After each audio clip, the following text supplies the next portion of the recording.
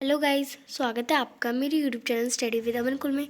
आज हम लाए हैं director of education, national capital region Delhi, worksheet number 23, class 8, subject social science. Date है 18/12/2020। Student name and class teacher name आप fill कर लेंगे। चैप्टर नंबर 5 वही हम स्टार्ट कर रहे हैं। हम इसकी वर्कशीट कर चुके हैं पहले भी।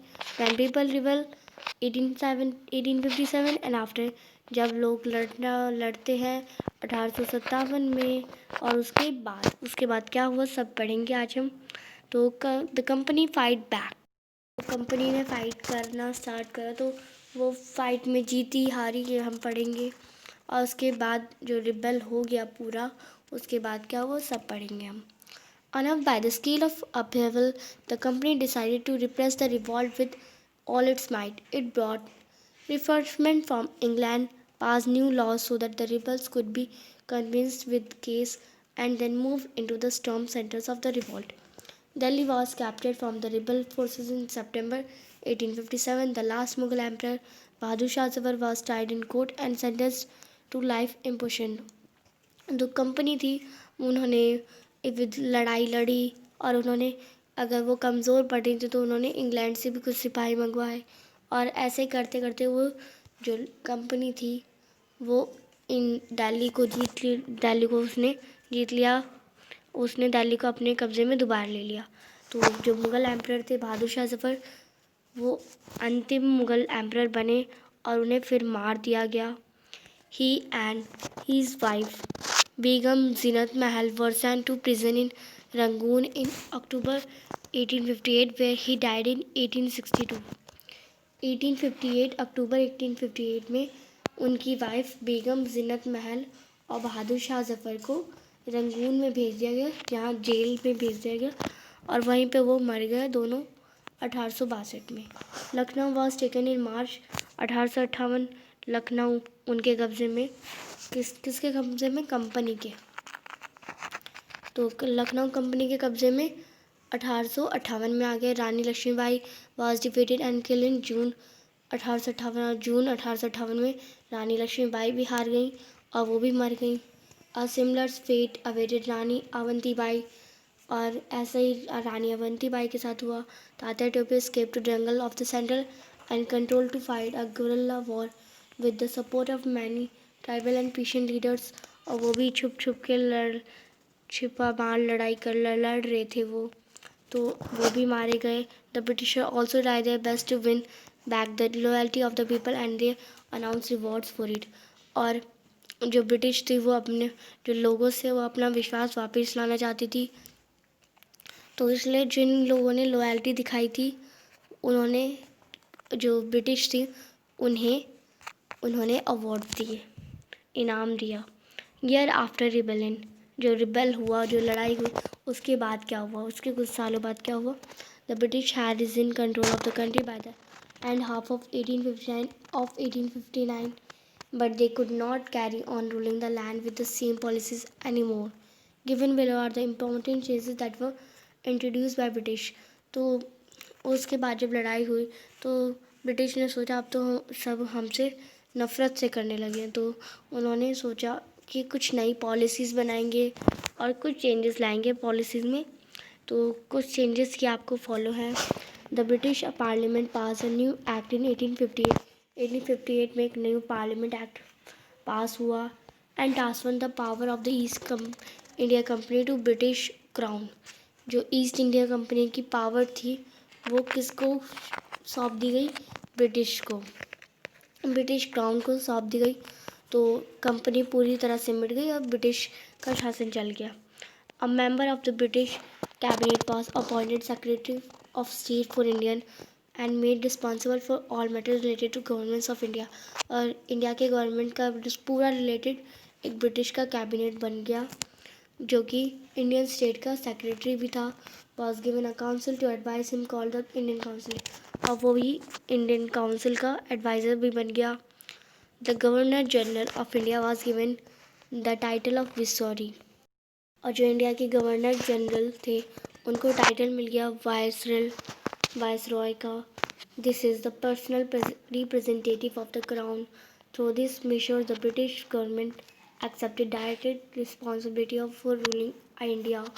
All India chief of the country were assured of their territory would never be annexed in future.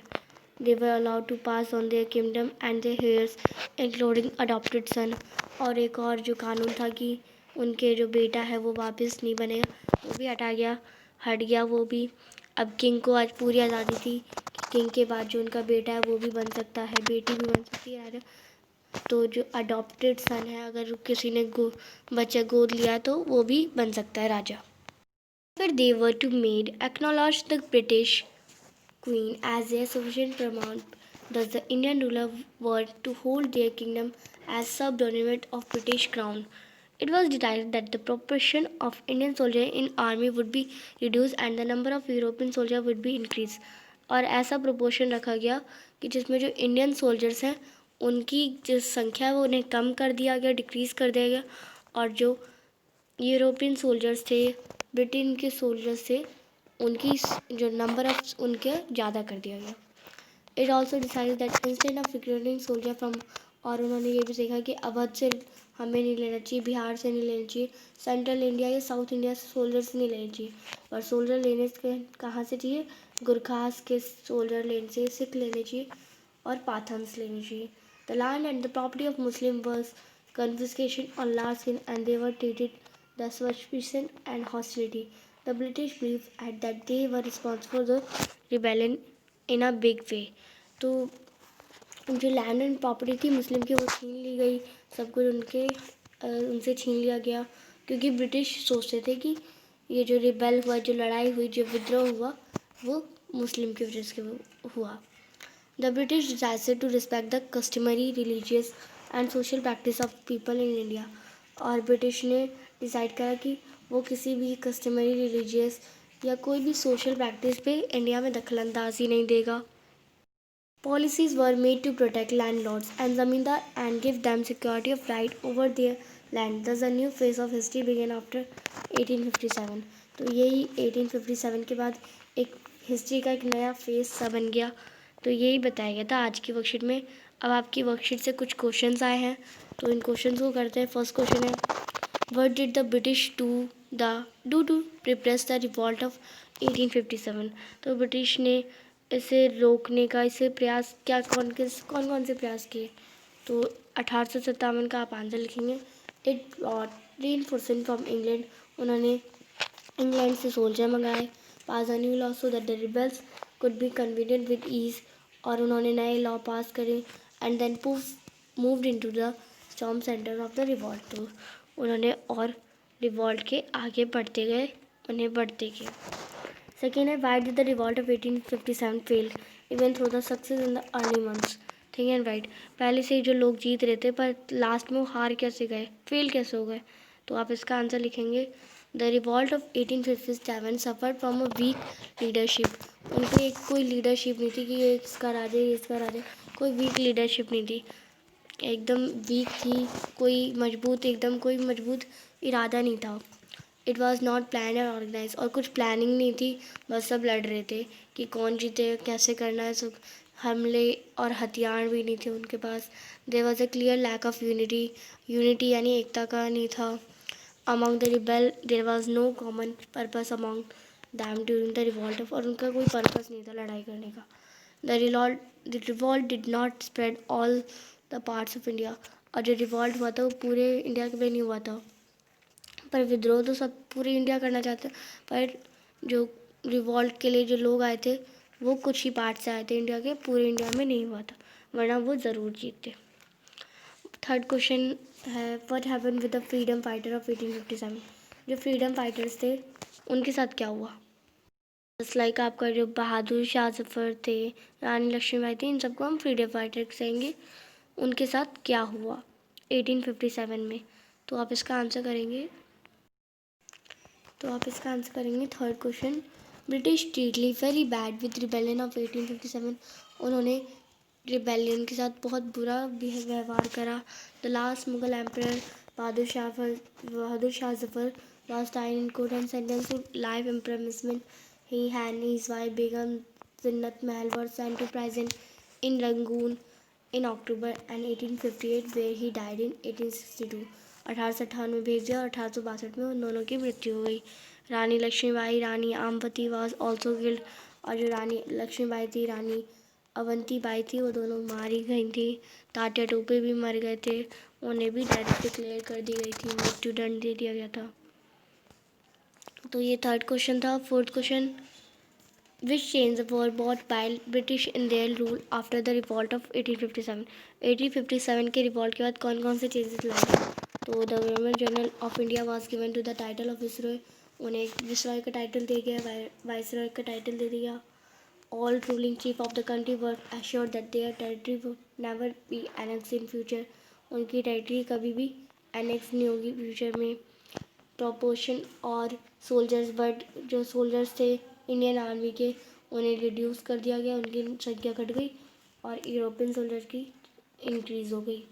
The land, और जो लैंड और प्रॉपर्टी थी मुस्लिम की, वो उनसे छीन ली गई।